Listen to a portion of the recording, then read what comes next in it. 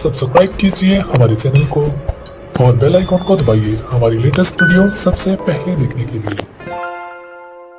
आज हम इस वीडियो में समजातीय श्रेणी, होमोलोगस सीरीज और कार्बन यौगिकों का नामकरण, नॉमेनक्लेचर ऑफ कार्बन कंपाउंड्स का अध्ययन करेंगे। मान लीजिए कि हमने बहुत सारी पुस्तकों को उनके विषय के अनुसार अलग अलग बांट लिया, अर्थात हिंदी, अंग्रेजी, विज्ञान इत्यादि की सभी पुस्तकों को अलग अलग रख दिया।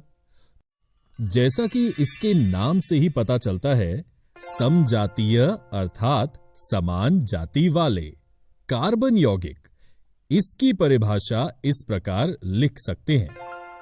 समान जाति वाले कार्बन यौगिकों का वो समूह जिनका सामान्य सूत्र एवं प्रकार्यात्मक समूह समान हो। एल्केन समजातीय श्रेणी इस प्रकार है: methane, ethane, propane, butane, pentane इत्यादि। एक यूनिट से दूसरी यूनिट पर जाने में CH2 यूनिट का अंतर है। जैसे मीथेन से ईथेन में CH2 यूनिट का फर्क है, ईथेन से प्रोपेन, प्रोपेन से ब्यूटेन, ब्यूटेन से पेंटेन में भी CH2 का अंतर है। और जैसा कि आप देख सकते हैं कि इस श्रेणी के किसी भी यौगिक को हम CnH2n + 2 इस सूत्र द्वारा दर्शा सकते हैं। जैसे कि श्रेणी के सबसे पहले यौगिक मीथेन में N की संख्या 1 होगी। अब यदि हम इस सूत्र में N की जगह 1 लिखें तो मीथेन के आणविक सूत्र CH4 पाएंगे। इस श्रेणी में सभी कार्बन यौगिक एकल आबंध सिंगल बॉन्ड से जुड़े हैं तथा इसलिए इनके नाम के आगे एन जुड़ता है, जैसे मीथेन, ईथेन इत्यादि।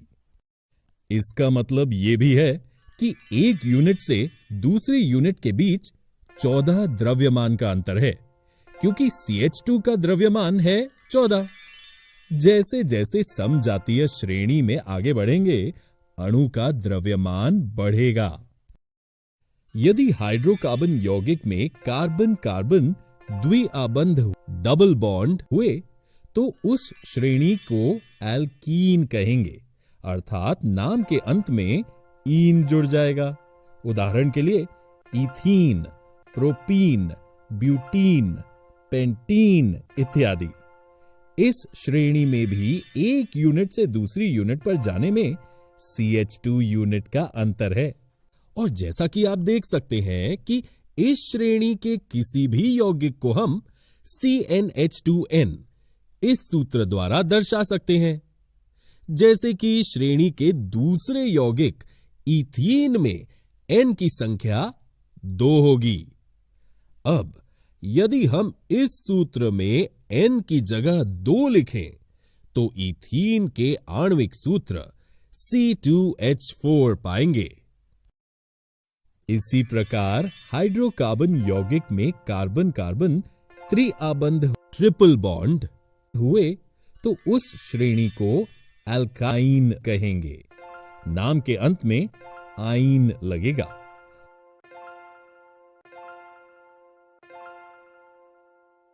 और वही महत्वपूर्ण बात कि एक यूनिट से दूसरी यूनिट पर जाने में CH2 यूनिट का अंतर रहेगा। और इस कार्बन श्रेणी के किसी भी यौगिक को हम CnH2n - 2 इस सूत्र द्वारा दर्शा सकते हैं। आइए अब हम जानते हैं कि प्रकार्यात्मक समूह फंक्शनल ग्रुप किसे कहते हैं। जैसे OH alcohol, Cl chlorine, Br bromine इत्यादि। ये प्रकार्यात्मक समूह यौगिकों को एक विशेष गुण धर्म प्रदान करता है।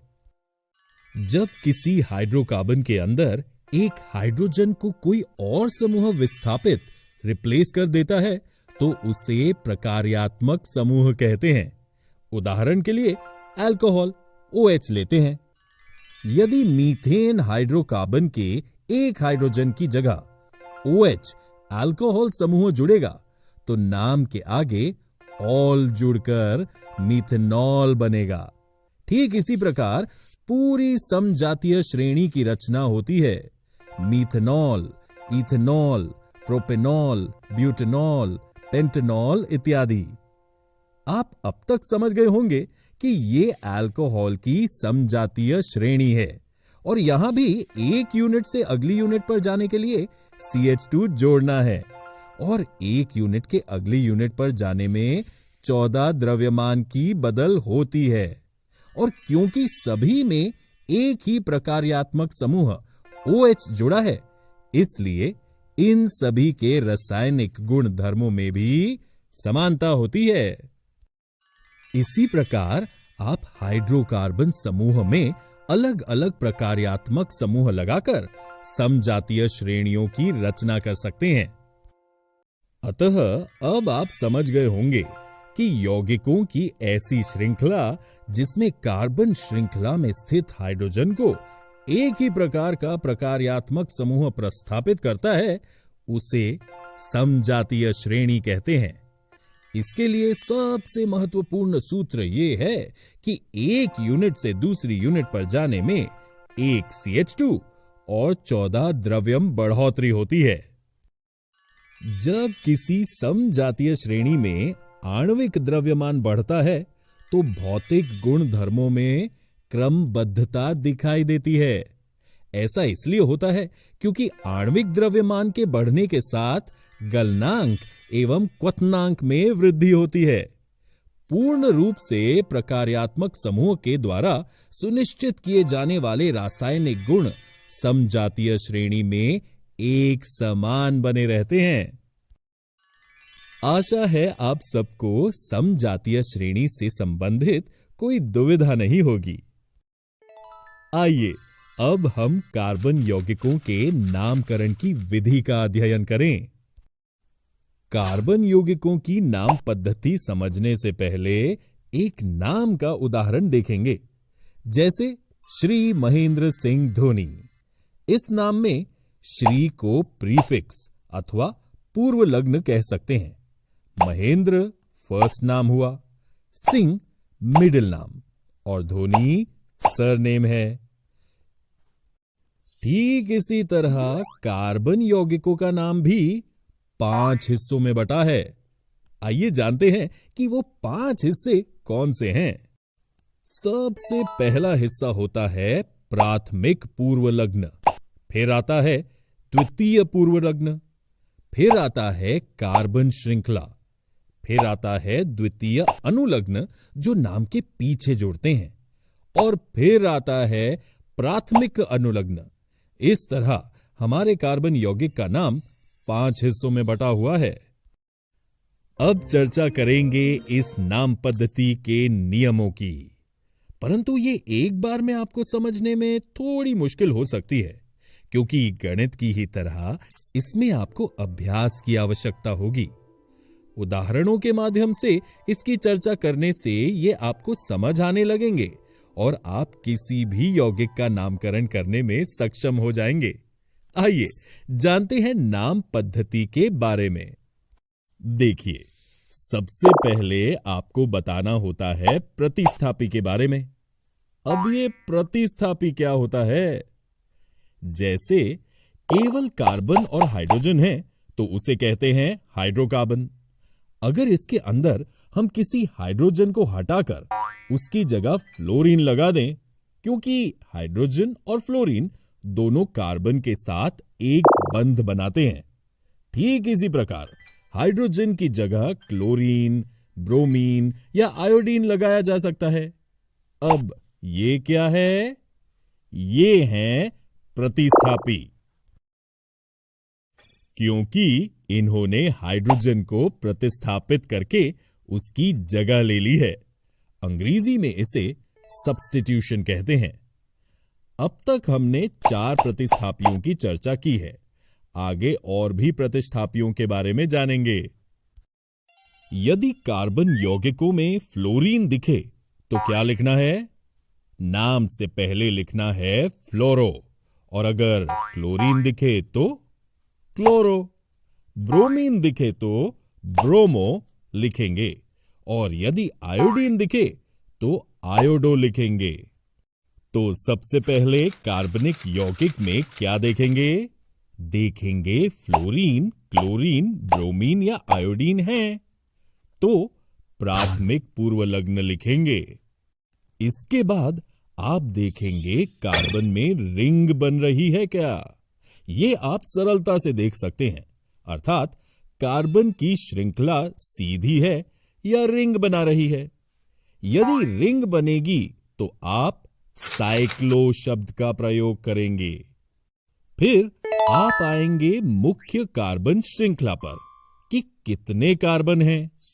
यदि एक कार्बन है तो लिखेंगे मेथ, यदि 2 कार्बन है तो लिखेंगे एथ, यदि 3 कार्बन है तो लिखेंगे प्रोप, यदि 4 कार्बन है तो लिखेंगे ब्यूट, यदि 5 कार्बन है तो लिखेंगे पेंट, यदि 6 कार्बन है तो लिखेंगे हेक्स, यदि 7 कार्बन है तो लिखेंगे हेप्ट, यदि 8 कार्बन है तो लिखेंगे ऑक्ट, यदि 9 कार्बन है तो लिखेंगे नॉन, यदि 10 कार्बन है तो लिखेंगे डेक।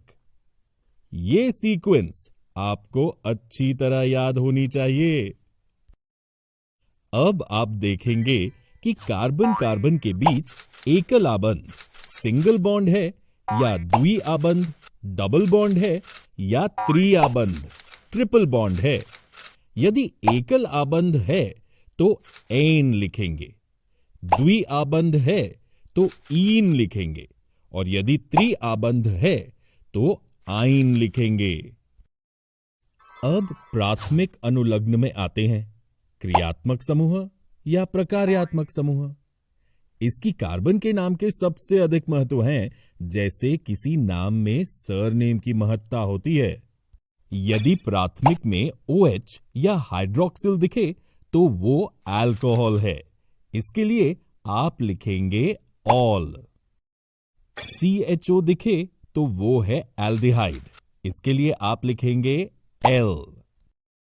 COOH दिखे तो ये है कार्बोक्सिलिक अम्ल, इसके लिए लिखेंगे ओइक अम्ल। CO दिखे तो ये है कीटोन और इसके लिए लिखेंगे ऑन। ये वे जादुई सूत्र हैं जिन्हें आपने एक बार समझ लिया तो आप कार्बन के किसी भी यौगिक का नाम लिख सकते हैं। हम अगले वीडियो में कार्बन यौगिकों की रासायनिक अभिक्रिया का अध्ययन करेंगे।